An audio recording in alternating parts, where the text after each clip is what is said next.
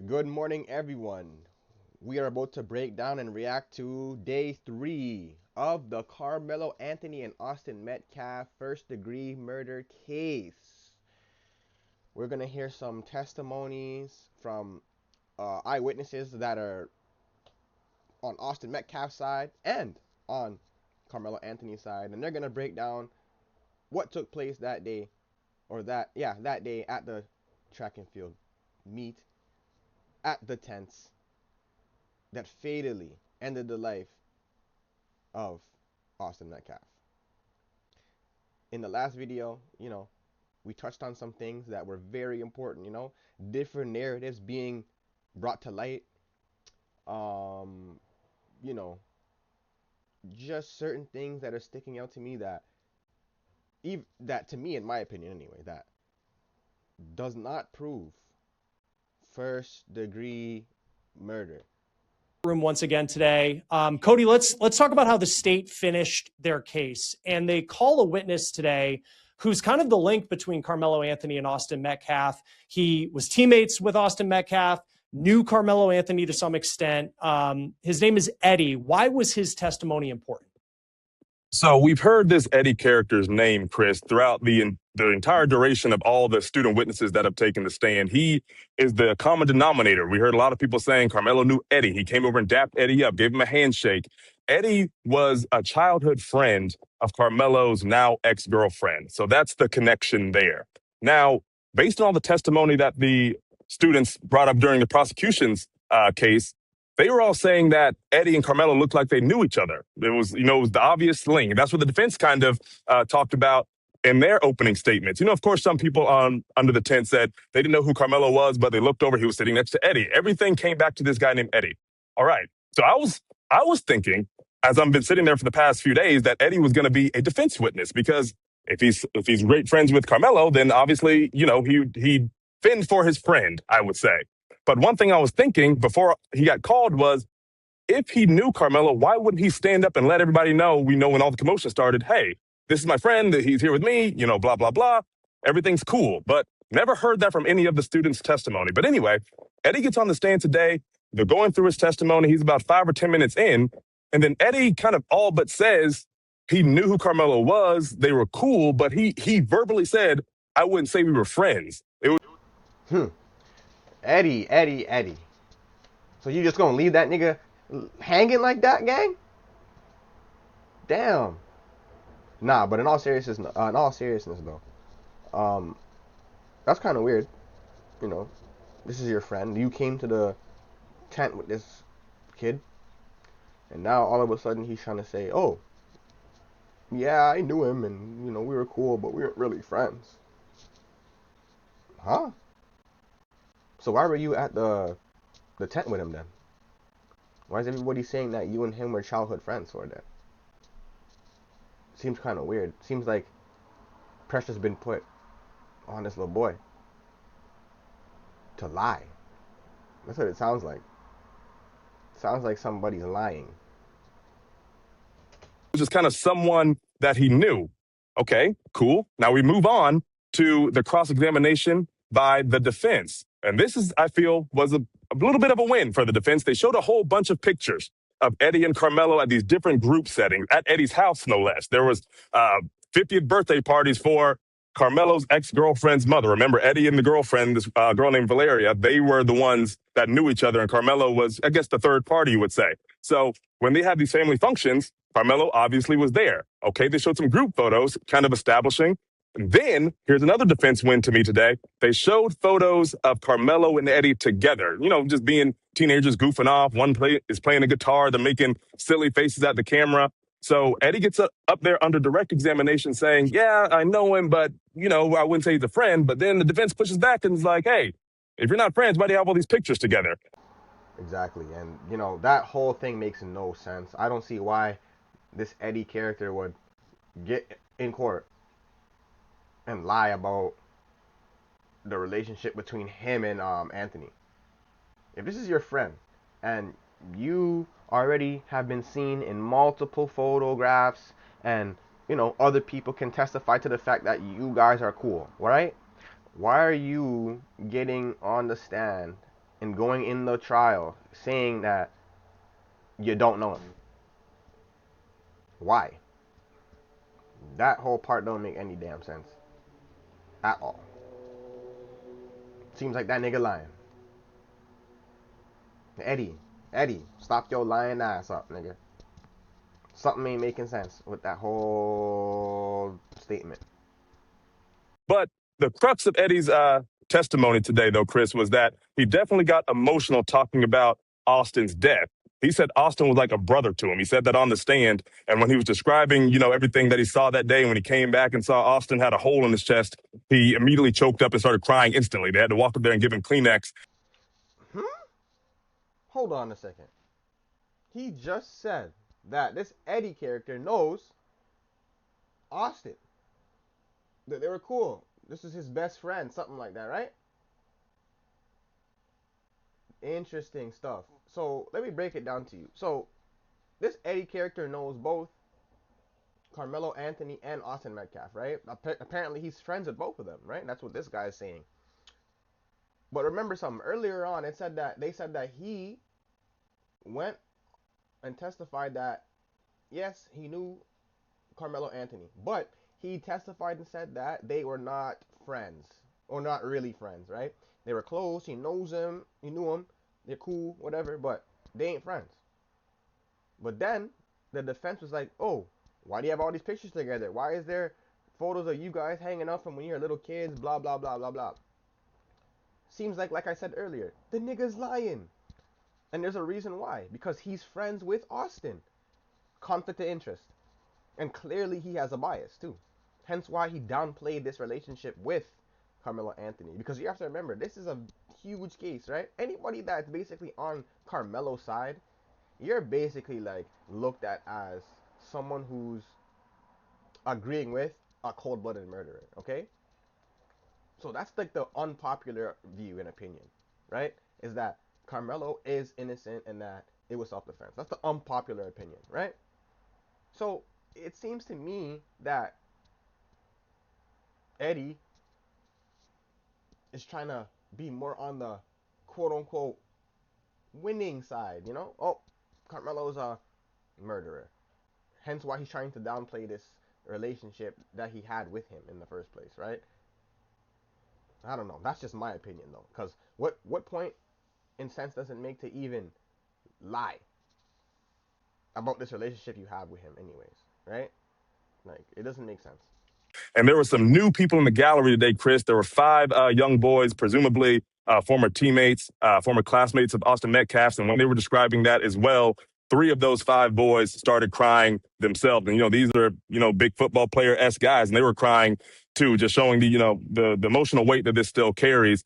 And, Karmelo sitting there, he's taking it all in. I'm looking at him on his at his table with his defense as this testimony is going on, still sitting there stoic. I don't know what's going through his head. I'm sure he's realizing the gravity of what's going down, but his defense, the state rested today. So his defense is up, and they've called three witnesses so far, two students included, one of those being one of Carmelo's friends, too. Yeah, and there's been a lot of time spent for both the prosecution and the defense kind of establishing like why Karmelo Anthony was under this tent, because from the state's perspective, they've hammered this like tent culture of track and field where it's like you don't go under the tent of another school. But then with this Eddie character coming into play, like the defense is really trying to show that like Karmelo may have been invited under the tent. That's why he's there. I wonder just how much any of that matters. Because I just think of like if you're a juror, it's like, it matters a lot. It matters quite a lot. And I'll tell you why. Because this fact of, oh, you're not supposed to go to other people's tents during a track and field meet. You don't do that to the opposite team and blah, blah, blah, blah, blah.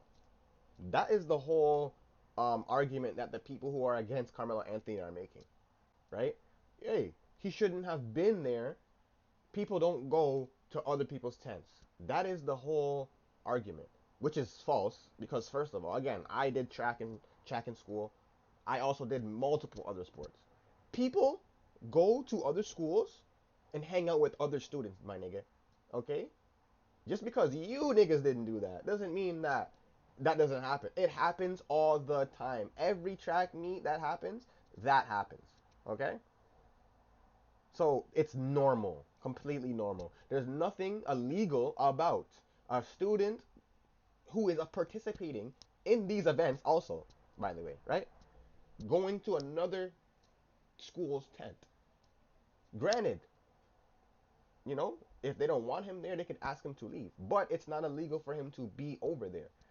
Now they're trying to say that, oh, there was a friend in that circle of Austin, right? That was at their tent, and there's a good chance that he was invited over there, which obviously, okay, you don't just go to a random tent for no reason, right? So that's obvious.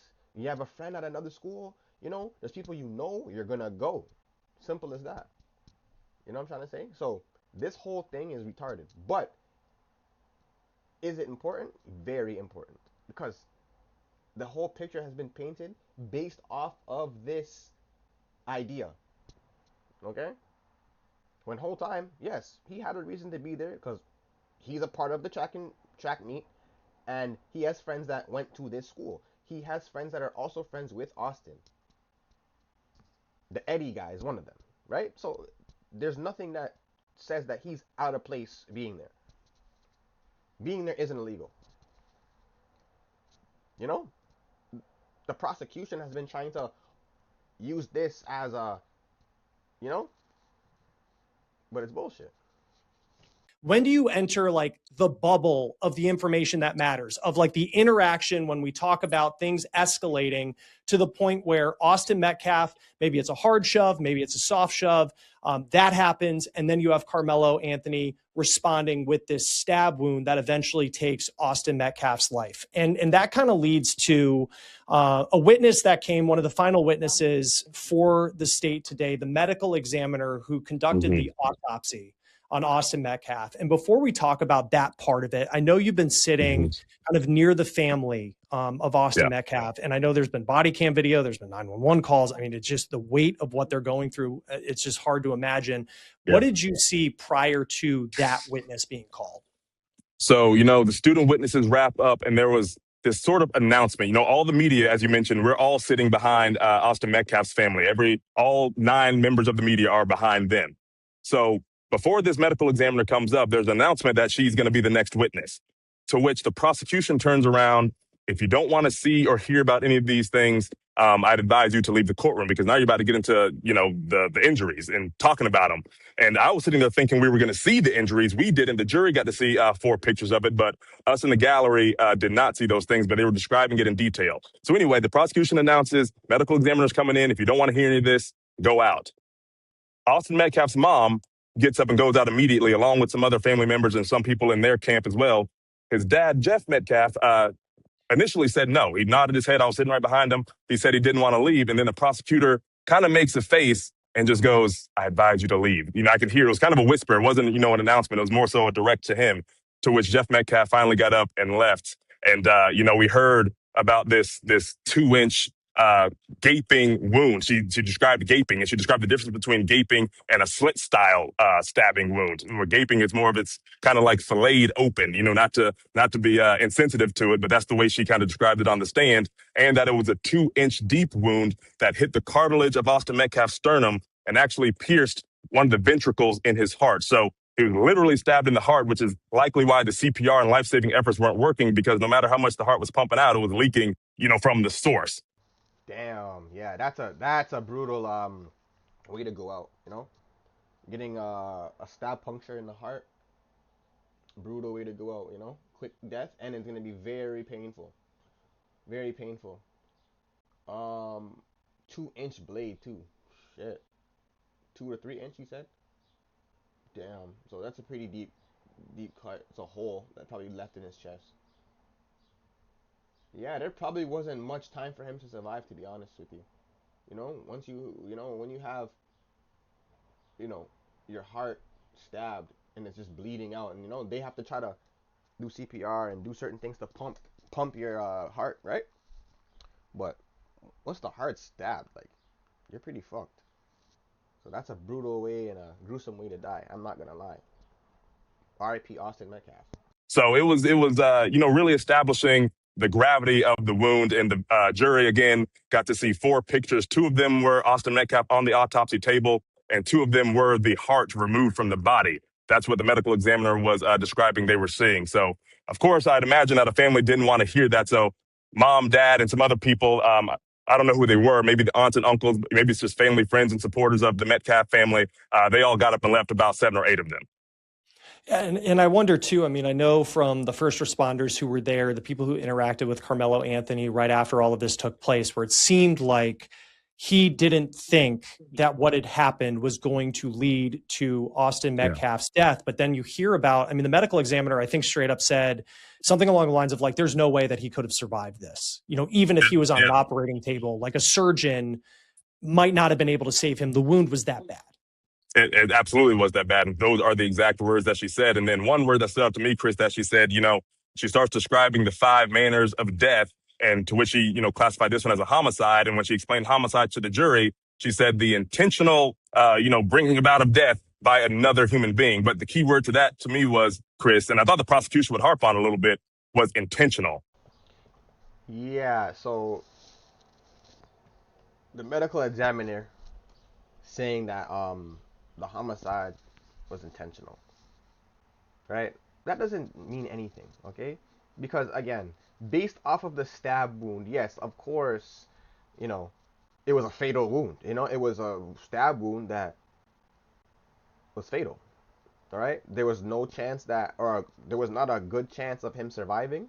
So based off of those, that information, of course they're gonna say, oh, well, it was intentional. But was it premeditated? Okay, something being intentional in the heat of the moment, which I'm not saying that he intentionally was trying to kill Austin. I don't think that's the case at all. Okay, because like I said, he stabbed him once in the chest, right? He ran away almost instantly after doing so. Was crying, doing all this extra shit. Then he showed concern for Austin Metcalf's well-being, right? Oh, is he okay? Blah blah blah blah blah. So there's no intention, right?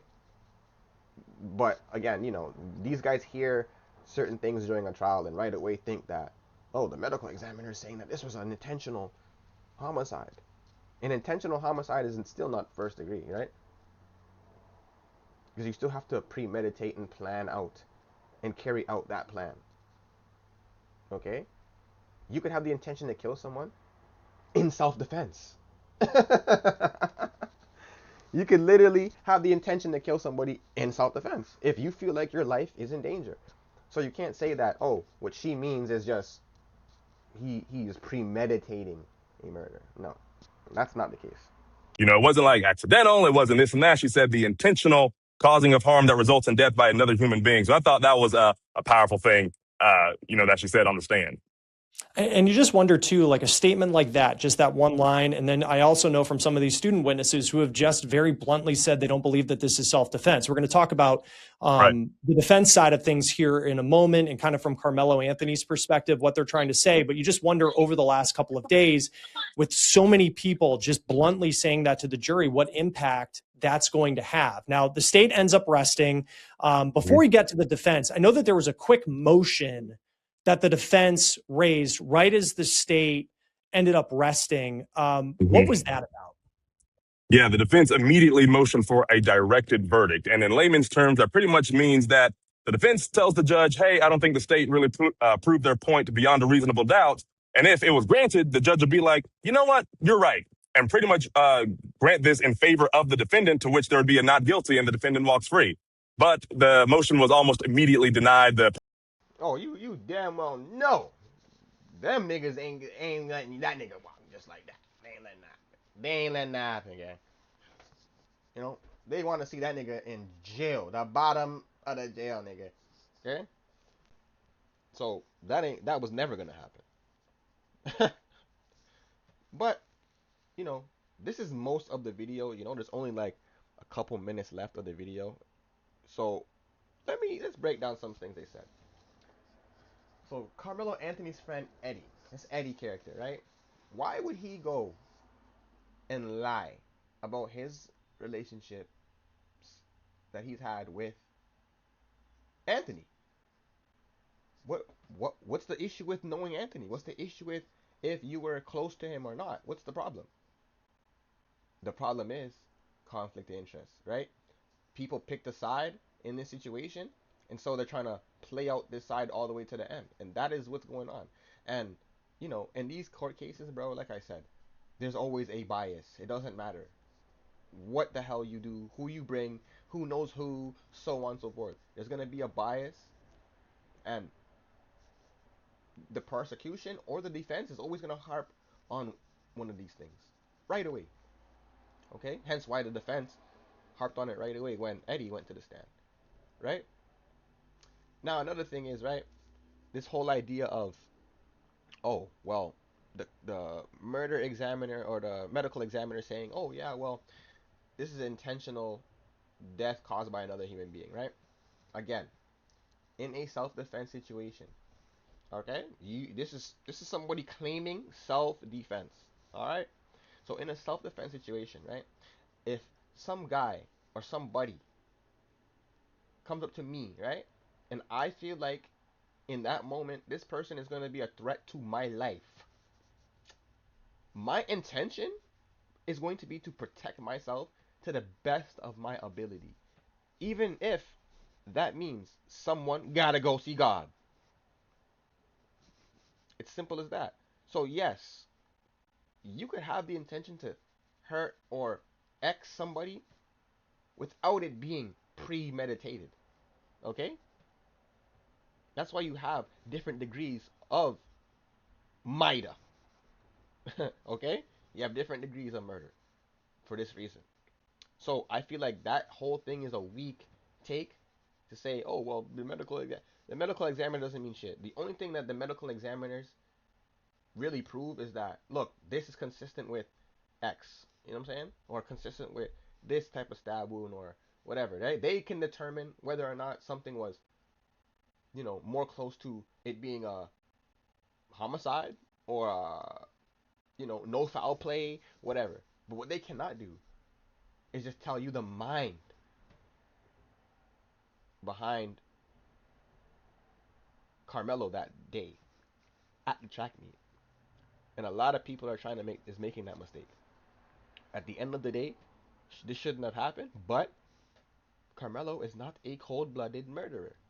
And I think that even though so many people are against Karmelo, this case is weak because everything in it is motivated by a bias that, oh, he shouldn't have been at this track meet.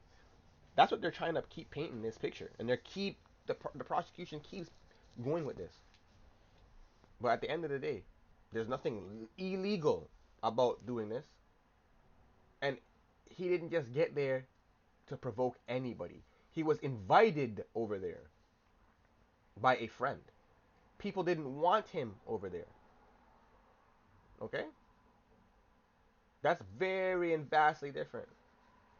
And that shows in, like, some bias to not have him there.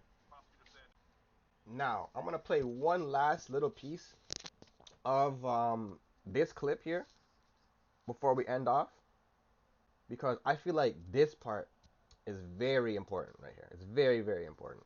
At the time, something along the lines of Austin said, like, you better move before I beat your another word for behind that we can't Right. say here, which, like, that is different. That is different than Yeah. what we heard from some of the other students as far as, if you're talking about the situation that Karmelo was in, that is certainly different than what we've heard from some of the state witnesses that came earlier in the week. Yeah, and that's a win for the defense if the jury takes it on because that shows that Austin Metcalf was equally an aggressor here. Because so far, through all the witnesses with the prosecution, everyone's in this agreement that Karmelo was this aggressor. Karmelo was the instigator. Maybe that's a better word. And that Austin was just simply frustrated. But now we're hearing that Austin might have been saying some curse words back to Karmelo, maybe provoking each other. Versus just being a one-sided thing. No matter whether Karmelo was randomly there under the tent or not. See? And like I said, for a whole year, we're told, oh, Anthony shouldn't have been at this tent. People were telling him to leave. He didn't want to leave. He's the one pressing the provoking. This is what they've been telling us. But now, once again, someone else comes out and says, no, actually, Metcalf, he instigated shit too. Which obviously, okay, because it only makes sense that he simply just didn't want this nigga there for whatever reason it is. It could have been for some racial reason. Because, like I said, I've heard on the internet, I don't know how true this is, nor does it really matter in the sense that, oh, it should be used against him, but that the Metcalfs are some racist kids. You know that Anthony and him had some problems before. It's not like they're just brand new to each other and didn't know each other, right? So, you know, that could be a reason why Metcalf felt so eager to put himself in a situation he had no business putting himself in the first place. At the end of the day, it's sad what happened to him, and what happened to him was terrible. And Anthony should pay something for what he did, but not in first degree murder. And you can't blame him solely for doing what he did, because at the end of the day, Austin should have went to a teacher or someone with authority if he didn't like the fact that Anthony was there, right? And then again, I don't even think that's good enough reason to do so. But if you felt like you didn't want him there, you should have went to a teacher and told them, look, we have this student that's, he's sitting on our side. We don't want him here, and they will tell him to leave, and he will have no choice but to leave, right? But instead, you took it on yourself to go be a part of the provoking, right? Which means you wanted to have an issue, okay? Anthony told you not to touch him, you still touch him. Is that self-defense? I don't think so. But is it first degree murder? No. And that is going to be the real issue in this case. They cannot prove first degree murder, I don't think. Hence why earlier they're saying that, you know, they tried to get the whole case thrown out because they don't think the prosecution gave a good enough story or narrative to say that they proved first degree murder without a reasonable doubt. Now, obviously, the judge and they weren't going for that shit. They didn't. They said no, no, no, no, no, no, no, not today. But hey, man, so far, there's a lot of things coming out that are kind of contradicting what we've been told for the whole year. Um, from what I see, I don't see a cold-blooded murderous kid who that day decided, you know what, I'm gonna bring a knife in my backpack, and whoever plays with me is gonna die. Doesn't make sense, It makes no sense. And it's not like Karmelo is just some thug-ridden kid. Yeah, there's pictures of him online with guns and shit like that, but there's pictures of Austin and his brother online with guns. Having a gun don't make you no thug or a bad person, right? It's what you do with it. And this case has nothing to do with any firearm, so I think it's irrelevant to try to paint this picture of Anthony as this thug. But of course they're gonna do that because he's black. And like I'm always say, racial motivation, man. Okay, when something is racially, um, you know, a thing in this, like a topic, bro, it's gonna split everything down the middle. But y'all let me know what you guys think in the comments below, man. Does this change the trajectory of Carmelo Anthony's self-defense claim? Right? Do you think it strengthens it or does it weaken it? Right? Does the prosecution have a stronger case now after all that you've heard, or is it the same, or is it weaker? Let me know in the comments below, man. It's 1400 Nunu. I'm out.